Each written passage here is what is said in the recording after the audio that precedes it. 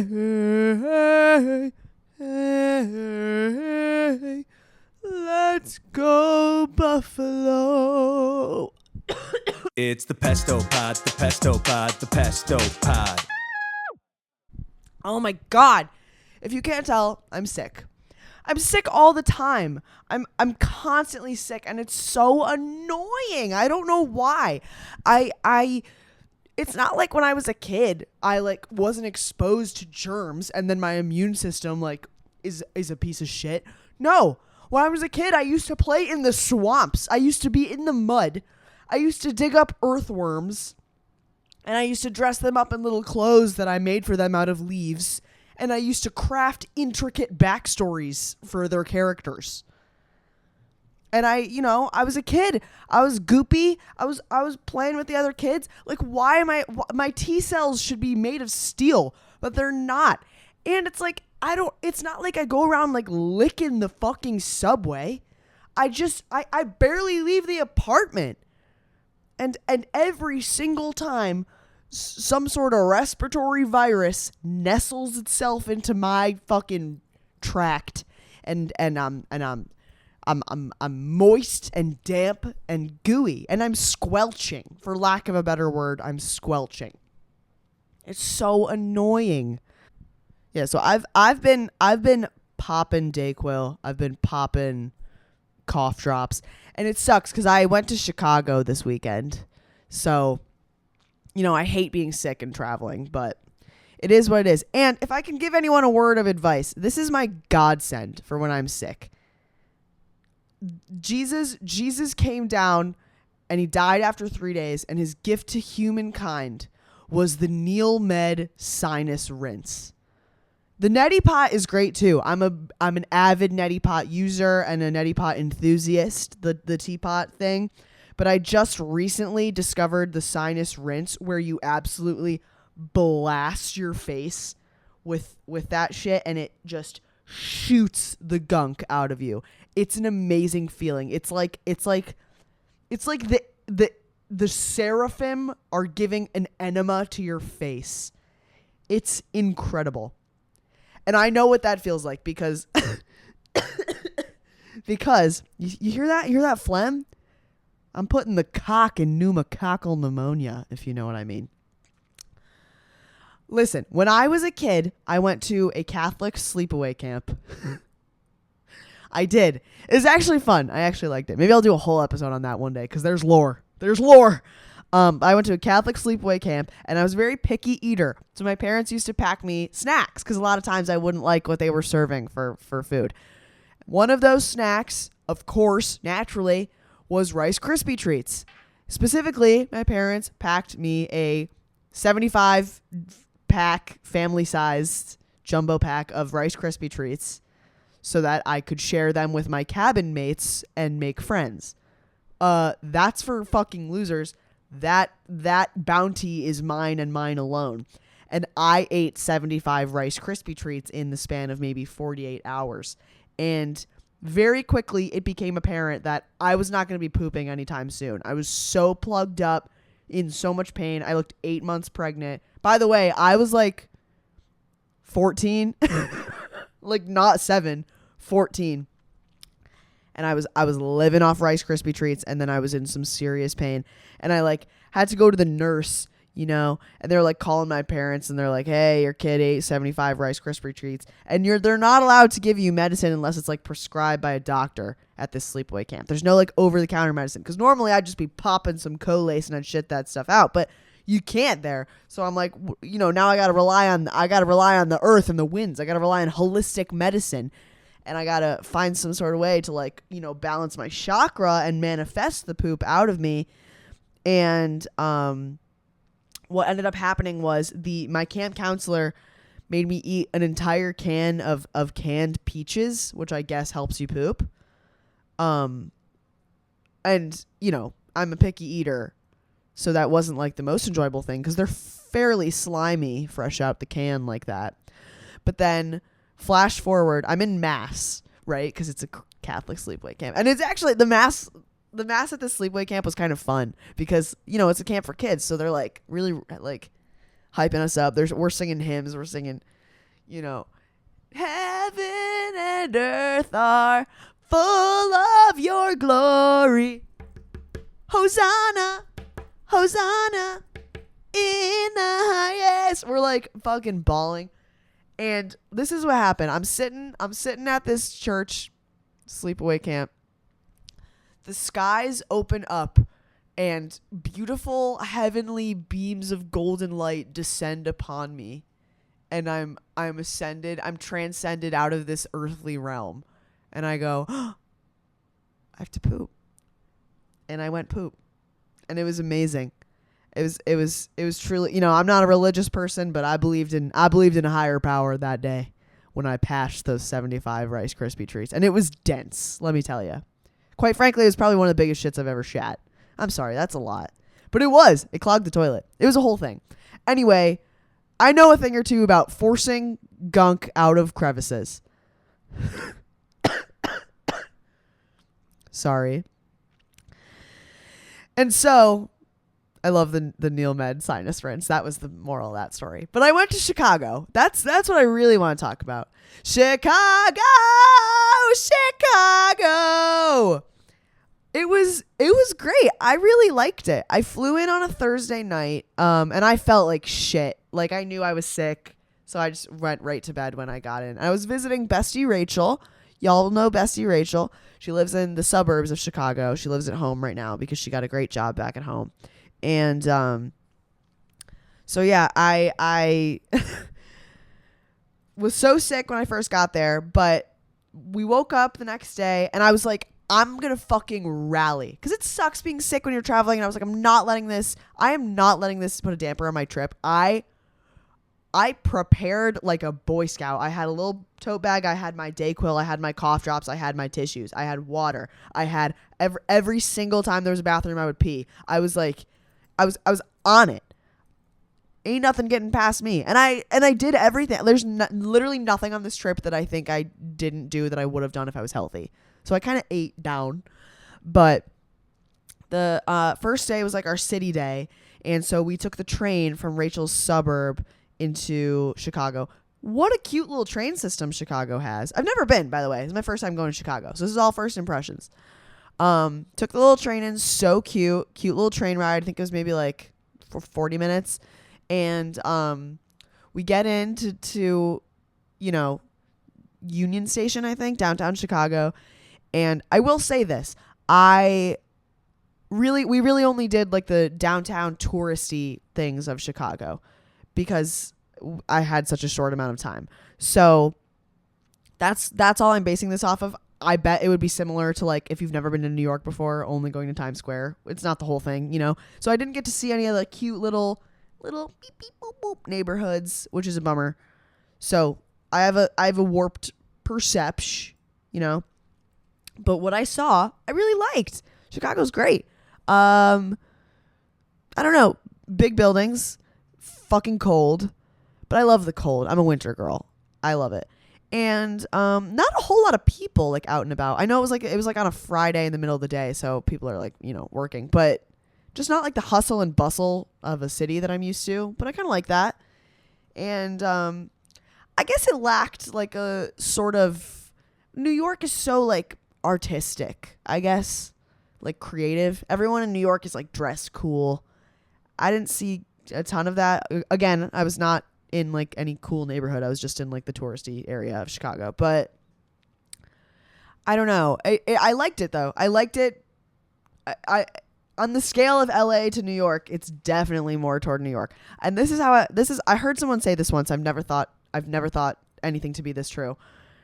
In LA, everyone is trying to be like X. And let's say X is like the perfect human being. Beauty standard, skinny, like perfect bone structure, perfect hair. I don't know. Wearing the trendiest, perfect outfit, whatever.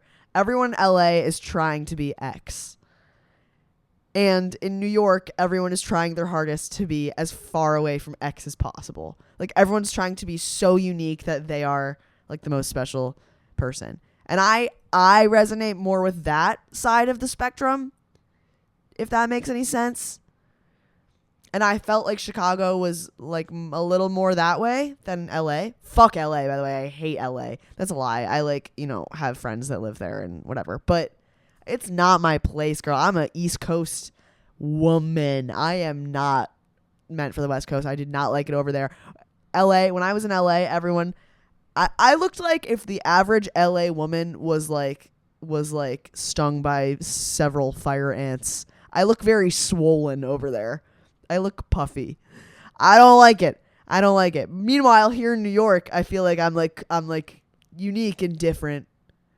Maybe that's my own like fucked up thing. But I am definitely a New York girl, and I liked Chicago. I also love the cold. And to me, New York is the perfect city because it's got the super cold, and in the summer it's like a bajillion degrees.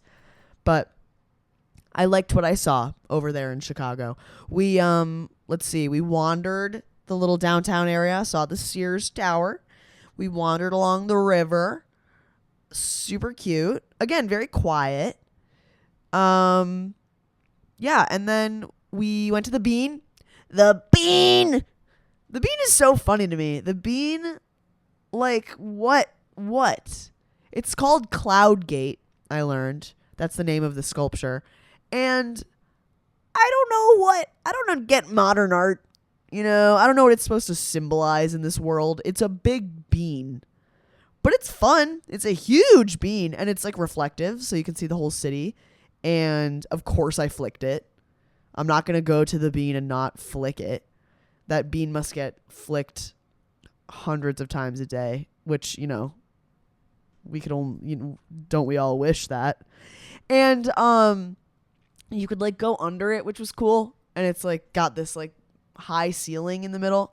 I don't know. I fucked with the bean. I was rocking with it. I looked up a lot about the bean because I was like, how the fuck did they make this? It's huge. And then it's like smooth. It's like stainless steel, seamless mirror metal. I don't know. I was like, how'd they fucking get this here? Who built this? How'd you build it? How did they do it? They got a big bean mold somewhere? I don't know. And then this is kind of funny too. I looked up apparently. So it's like, it's reflective. It's a mirror. And it gets really gnarly, especially in the winter with like the salt and the ice. It like gets dirty. So in 2017, there was this big movement to hashtag Windex the bean to clean it. I think that's hilarious. Windex the bean. I think that's something we can introduce into everyday vernacular. Windex the bean is in terms of like we gotta start this whole thing over. We gotta Windex the bean. We gotta start fresh. I like that. I'm gonna start saying that. Fucked with the bean, heavy. Oh my god. Then the very first thing we did was we went to Giordano's, which is like a pretty classic Chicago pizza place. And we got deep dish pizza. I was like, I can't go to Chicago, not get deep dish pizza. I didn't like it. Sorry, that was a crispy one. I didn't like it. Too much cheese, not enough bread. I also have some hot takes when it comes to pizza. Number one, I will never be caught dead in like a nice Italian restaurant or like a sit down restaurant where they have like artisan wood fired pizza or pasta. And you'll never catch me ordering pizza. I'm going to get pasta every single time because I'm going to spend like what, 20 something bucks on a little tiny beep beep boop tiny pizza that is not going to be half as good as the dollar slice I would get from the corner health code violation greasy shack in Manhattan. So why would I get like this fancy pizza that it's not even as good as I want it to be? Plus, like, I'm not even that into like crazy toppings. So like I'd be spending $25 on a margarita pizza. Like, what are we doing? I'm just going to get pasta. Pasta is so much more delicious and fanciful. That's number one. And number two, I like a room temperature pizza. And I know that's crazy. I hear you. I see you. I stand with you. But I don't like when the cheese sometimes is like so melty that I feel like I'm choking. I'm being waterboarded by mozzarella. Like, I don't want that. And that to me is what the deep dish was, because it is basically just a giant vat a giant bread bowl vat of melted cheese, and it conglomerates in my gullet and makes me feel like I'm dying. And I'm not into it. And I found myself wanting more bread and sauce. Like, what can I say? I like it room temp when the cheese is kind of set. But then at that point, if I was eating a room temp deep dish, I'd be like cud chewing cow smacking that cheese. It just wasn't my thing. Wasn't my thing. I will say this, though. Everyone in Giordano's and in Chicago as a whole is just so kind because it's the Midwest. And, you know, I guess people say Rochester is the Midwest of New York, and I would have to agree. But, like, everyone was just so friendly. Like, just even the woman who gave us the pizza was like, "You want me to slice it for you?" I was like, "That's okay, Darlene. I can do it. Like, no worries. Don't put yourself out." Everyone was so kind. So, yeah, we got deep dish pizza. I didn't try a Chicago dog. I don't know if I would have liked it. I like ketchup on my hot dogs, and I guess ketchup on a hot dog in Chicago is like, sacrilege, whatever. The other big Chicago thing that we did on our big city day was we went to a Second City show.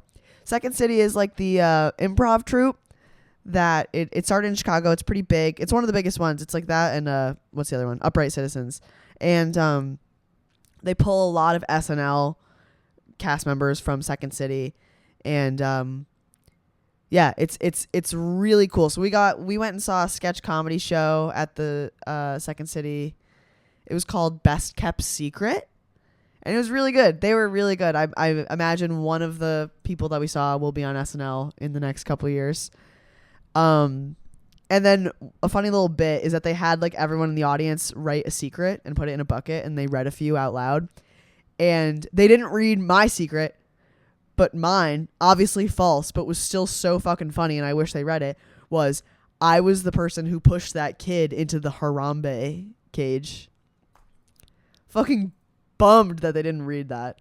And I would have loved for them to be like, "Is this real? Who wrote this?" And then I wouldn't have fessed up. And them to be like, there's a sinister character in our midst. I would have loved that. But they didn't fucking read it.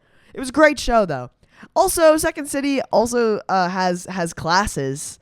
Like, you can take a class at Second City. And I may or may not be in one. What? I may or may not be trying to improve my improv skills. And this show obviously like reinforced that I fucking love that shit. And I was like, hell yeah. So I'm in Second City. Maybe one day you'll see me up there in lights. The big thing that we did in Chicago that I know you're all on the edge of your Volvo waiting for is we did visit the Shed Aquarium. Aquarium review. You know an aquarium hates to see me coming. Aquarium review. Nobody does it quite like I do.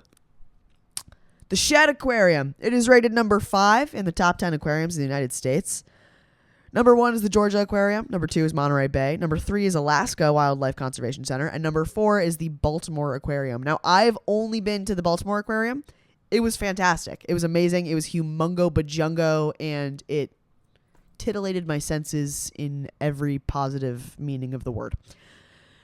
This aquarium was pretty fucking good. I really enjoyed the Shed Aquarium. Great marks from me. Let's go through the highlights. Number 1, beautiful building. You walk in, the main like gallery is gorge. They have an like opening exhibit called The Wonder of Water. It's obviously metal as fuck, made me emotional, loved it. One is saltwater, one is freshwater, and it's like just a crazy dichotomy of life and ecosystem. God, I fucking love aquariums. Then they had like a whole Amazon exhibit, and I fuck with the Amazon because they got some wacky critters over there, and they did a great job with this one. Number 1 highlight in the Amazon exhibit was they had an anaconda. I've never seen a real anaconda in real life. That thing is gargantuan. Would not like to stumble upon that beast in nature. You know how you see cartoons of snakes and they got like a mouse in their belly and you can see the shape of it. You can see the outline of the mouse. Anacondas do that, but like with pigs, because they're so fucking huge. Pigs. They're humongous. So that was sick. I was like tweaking when I saw that. And then they had a giant Amazon tank, like of freshwater fish, like big catfish and shit. And also in there, they had an arapaima. Look up a fucking arapaima. It's sick. It's this giant fish that is very shiny. It looks like it's got these big, wide, thick scales that look like armor all over it. And they're huge. They're like 6 feet long. And they're just like, they look like the cross between like fucking Sir Lancelot and like a Chevy Equinox. They're massive. In fact, if you ever watched River Monsters as a kid, anyone? Nope, just me. Okay. Jeremy Wade, the host of River Monsters, was like headbutted by an arapaima in the chest and it broke his ribs because that's how metal these motherfuckers are. Obviously, I don't think I've ever seen an arapaima. Well, maybe I have. Maybe they have one at the Baltimore Aquarium. Anyway, it was pretty fucking cool. I was geeked. They had some poison dart frogs. They had some little creepy crawlies, piranhas. I was loving the Amazon exhibit. Next highlight, they had like a reef, coral reef floor. It was awesome. So colorful. I was bugging. I was naming every fucking fish from Nemo. You know, thirsting over Willem Dafoe as Gil. And then the highlight by far for me was they had a shark tank that was insanely beautiful. It was like floor to ceiling, humongous shark tank. They had sand sharks and nurse sharks and zebra sharks and black tip reef sharks and guitar fish and rays and just everything. It was so cool. It was beautiful. I had a spiritual awakening looking at that fish tank. I was like, I want to leave behind all of my earthly responsibilities and live in this fish tank. So love that. They had some like cool critters that I don't get to see very often. I saw a Pacific octopus. I saw some sturgeon, a lot of different turtles. What else was the cool thing that I saw? Oh, okay. Well, here are my cons about the shed that I didn't love so much. Oh, this was the other positive I was going to say. Starfish touch tank. You know I love a tactile. Love me a touch tank. Yeah, the cons that I didn't love was there was a beluga whale exhibit. I felt like it was a little small. I think Mystic Aquariums is actually better, which is crazy because Mystic is such like a little small town aquarium, but they got a great beluga whale habitat. This is a major city. You know, it's got to step up its game. I felt like it was a little overcrowded. I also just don't love marine mammals in general being in aquariums. I don't know why I'm okay with fish being in aquariums. I feel like they're less sentient and self-aware. But then, like, marine mammals, I feel like they have the intelligence of, like, dogs or us. And they're probably like, hey, so this is jail. So, didn't love that. They also had dolphins. Same thing. You know, I watched Blackfish. I'm not into marine mammals. And I don't know if they're in basically the equivalent of like a giant above ground pool and they're just swimming in circles. I'm like, those poor motherfuckers, they don't even know. So don't love that. And then the other con to my visit to the shed was that some of it was under construction. So I could not see the penguins. Bummer. Would have loved to, you know, see some waddling action. But altogether, great aquarium. Better than New England, I would say. I love New England Aquarium. They got a hella amazing coral reef tank. But I thought the shed had them beat. But then I agree with the ranking, though, that it wasn't quite as good as the Baltimore Aquarium. So I'm going to give the shed aquarium like a solid 8.5 out of 10. It was pretty fucking good. And we made the right decision by going on a Friday during the day because one thing I can't stand is a child in my space at the aquarium. So luckily, you know, we minimized that factor. And, God, I really got to get to Monterey Bay and Georgia. I got to. If you are listening to this podcast and you got any connections, please, I'm not asking, I'm begging. I'm begging on my knees like a poor soul. Please, I got to get to the Georgia Aquarium. They got a whale shark there. A whale shark. I'll get a tattoo of a whale shark if I go to the Georgia Aquarium. I'll do it. Anyway, so the shed aquarium was awesome. Our second day in Chicago was more like instead of in the city, we did more stuff outside of the city. Just because Rachel lives so far outside. And so we went to Culver's, which is a very popular Midwestern fast food chain. I'd never had it. It was delicious. I had a vanilla brownie concrete mixer, which is like a Dairy Queen Blizzard. Delish. Loved it. What else did we do? God, I'm so fucking sick. Hold on. Had to get a good wipe in there. Okay, here's what we did. And I need you guys to fucking hear me out, okay? Rachel and I are big nerds, huge nerds. We went to Europe for 6 weeks. We backpacked Europe and we went to 25 different churches for the architecture and history. Okay? We're fucking freaks. And in Skokie, Illinois, there is a really, really, really well done Holocaust Museum. I know that sounds like a real bummer to do when you're on a little trip to Chicago, but I love history. And I find that stuff so interesting. So I wanted to go. And it was amazing. It was incredibly well done. There's only 2 Holocaust museums in the country, D.C. and Skokie, Illinois. This was beautiful. They did an amazing job. I'm not going to sit here and bore you with facts about the Holocaust because that's a real, bummer. But it was really, if you're ever in the area, it was very moving and just really well done. Props to whoever curated that shit because it was awesome. But here's something crazy that happened at the fucking Holocaust Museum. So you have to go through security to get in the Holocaust Museum. You got to take your coat and your shoes off, and they go through, or not your shoes. Whoa, that's not fucking TSA. You got to take your coat and your purse off, and it's got to go through a conveyor belt security thing, right? Rachel's coat goes through, and she picks her coat up. And at this point, we're in the building. It is this tall, concrete, beautiful, solemn building. It's dead silent. It's so somber in there. Rachel picks up her coat and one of the pockets is open. Everything falls out. Her coat, her wallet, everything. I mean, what? Her wallet, her keys, everything. Also in her pocket was a bouncy ball. I'm sorry. It's so funny. The fucking bouncy ball in the Holocaust Museum. It's dead silent. It's people are crying. This neon pink bouncy ball doing through the lobby of the Holocaust Museum, and Rachel's like, oh, my bouncy ball. And I go to chase it for her. So I'm chasing a bouncy ball through the fucking Holocaust Museum. It was crazy. People are the workers there, the Jewish survivors that are working at the Holocaust Museum are watching us chase a bouncy ball. I was mortified. And I finally grabbed it. I go to Rachel. I'm like, why the fuck did you bring a bouncy ball to the Holocaust Museum? And she's like, I bring it with me everywhere I go.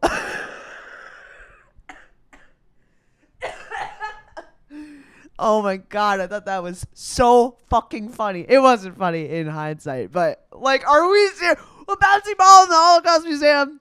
That is symbolic of something. I just don't know what. Holy shit. Oh, I've never laughed so hard. Which is a horrible thing to do in the Holocaust Museum. I won't sit here and give you the facts that I learned there because they're pretty sad. But if you're in the area, you should go. Anyway, after the Holocaust Museum incident, then we went to, also in Skokie, there is a jewelry shop that I guess is famous on TikTok. It's called Juju's. And Rachel had been going to it long before it blew up on TikTok, but it was so cool. It's a vintage clothes shop, and then they have just walls and walls of jewelry and little knickknacks and trinkets. I love little trinkets. And I got a purse. I have purse. And I also bought, there were these really chuggy earrings that I saw. They were horrible and ugly, but something about them really spoke to me. They were seashells with little seahorse beads. I don't know if it was because we had just been to the shed, but I was like, I'm going to need those. Maybe I'll be a mermaid for Halloween or something. They were $8. I needed to have them and I bought them. So now I have seahorse earrings. After our little Skokie adventure, then we went to a sushi restaurant. Can I say something? This is a thing I just want to know if everyone's on the same page. Why is it that every time I go to a sushi restaurant, it feels like I'm walking into a nightclub from the future? It's every sushi restaurant, no matter where I am in the country, every sushi restaurant I go to, it's pitch black, but with neon lights, and it's this like sleek modern design, and there's like an ice sculpture and a fish tank in the floor, and the music is like blaring loud techno, oons, oons, oons, oons, and all the waitresses are in like these seductive little outfits, and there's like no tables and chairs. It's like chaise lounges. Like, what the fuck's why does it? I'm in a sushi restaurant. Why does it feel like I'm at like a EDM sex fest? And it's like, I don't know. They make it feel like so sexual, every sushi restaurant, which is weird because sushi is arguably like a pretty unsexy food. It's raw fish. Like, I'm trying to eat my salmon avocado roll. How come I can see the waitress's lace black thong? I don't know. It's so weird. Every sushi restaurant, you're sitting at a weird couch, and there's like curtains, and there's like an orgy in the corner. What's going on? I'm just trying to eat my fucking unagi. Like, can I eat whatever? So it was good sushi though. Slay. And then what did we do that night? Oh, I forced Rachel to watch Wicked. She hadn't seen Wicked yet. She loved it, obviously. And the next day was my last day. I only had the morning, and Rachel just took me on like a little tour of her hometown, like her little, I wanted to see her high school and see the movie theater that she worked at and all that cute little stuff. Super cute hometown. We also drove through one of the neighboring towns. It's called Lake Forest, Illinois. Look up, do yourself a favor and Zillow a house in Lake Forest, Illinois. These rich bitches. It's the most beautiful town I've ever seen in my life. These houses, the ones I saw on Zillow were going for like $10 million.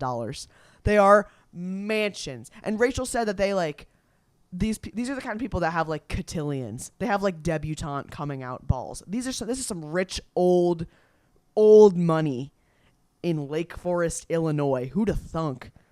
Beautiful homes, like castles. I'm like, I know someone here is having an affair or like has a dead body in the yard. Like, you're not this rich without some fucking secret, you know? It was incredible. Beautiful homes. Google it. Google Lake Forest, Illinois. I don't know what the hell's up with that. But then it was time for me to leave. So sad. Said goodbye to Bessie Rachel. And then the fucking Bills lost. So my flight home to New York was at 5, and the Bills game was at 5:30 Chicago time. So I was in midair when the Bills game started. You bet your sweet tuchus that I paid $24.99 for in-flight Wi-Fi on my American Airlines flight so that I could stream the game on Paramount Plus. And it was so skippy and choppy, but whatever. Like, I needed to see it. And I was so delayed, which sucks, because my friends were texting me. They'd be like, let's fucking go. And I was like, what? I haven't seen it. Don't tell me. And so that was stressful. And then the plane lands, and it's like right at the end of the second quarter. So I'm like, screw it. I'm just going to find a sports bar in LaGuardia Airport, and I'm going to like post up. Surely there's other Buffalo fans there. And I'm just going to watch the game with a bunch of strangers. Tell me why LaGuardia was fucking empty. It was like 8 p.m. on a Sunday. I was like, what's going on? Is this Omaha, Nebraska? It was dead in LaGuardia. There's one bar that I passed with the game on. No one was in it. Not a soul. I'm sitting there with Buffalo Bills sweatshirt, Buffalo Bills earrings, Buffalo Bills hat. I can't sit there and watch the game alone.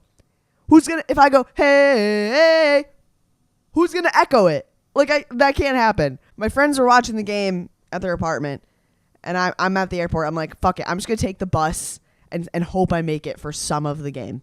So I get on the fucking hour-long bus it takes to get from LaGuardia to my apartment. I'm gripping the pole with one hand. I got one hand gripping my phone, watching Paramount Plus on this crowded, stinky bus. Finally, after an hour, I get to my apartment just in time. It's just at the end of the fourth quarter. I haul my suitcase up 5 flights of stairs, and it's the end of the fourth quarter. I watch the Bills score a touchdown. 6 minutes left on the clock. And I said, that's too much time. We're cooked.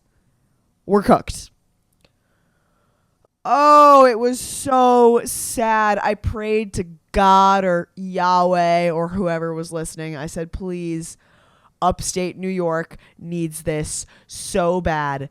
And the world doesn't need another Philly KC Super Bowl. And then I watched as The football gods bent me over and shafted me in the keister. I watched Josh Allen walk off that field with a tear in his eye. I shed a tear. It was so sad. I called my mom. We were devastated. Man, we needed that. We fucking needed that. Ugh. The refs fucking sucking Patrick Mahomes' cock. I guess I'm going to root for the fucking Eagles at the Super Bowl, which I never thought I'd say. I don't think I'm even going to watch it. I don't care who wins. I do not care. That's the most boring Super Bowl ever. The Eagles and the Chiefs. No one cares.